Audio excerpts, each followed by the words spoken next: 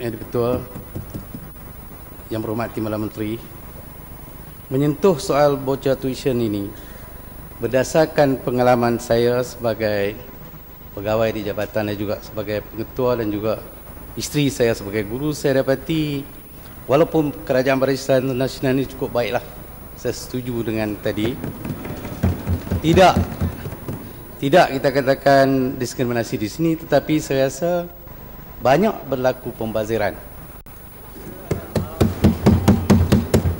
Terima kasih Yang Berhormat. Terima kasih kerana membuat pengakuan bahawa Kerajaan Barisan Nasional memang prihatin tentang soal rakyat tanpa mengira fahaman politik.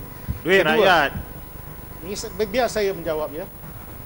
Saya ingin memaklumkan kepada Yang Berhormat, jawapan yang saya dapat ini tidak diurut langsung.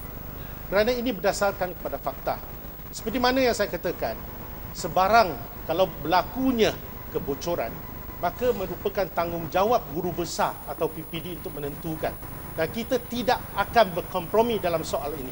Kerana garis panduan itu memang jelas dan tidak ada siapa yang boleh membuat interpretasi tentang perkara ini.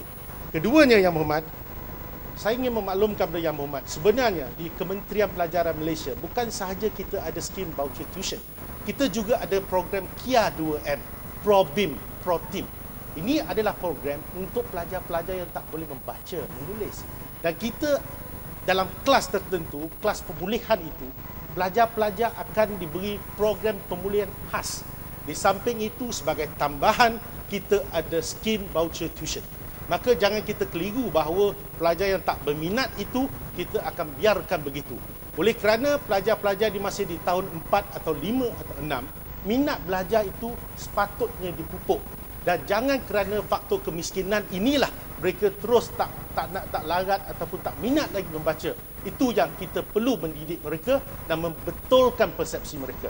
Itulah jawapan, dan saya ingin menyatakan bahawa kita akan teruskan program ini dan pemantauan rapi akan dibuat oleh pihak jabatan dan kita tidak teragak-agak mengambil tindakan bagi mana-mana pihak yang yang engkar dengan peraturan ini. Terima kasih.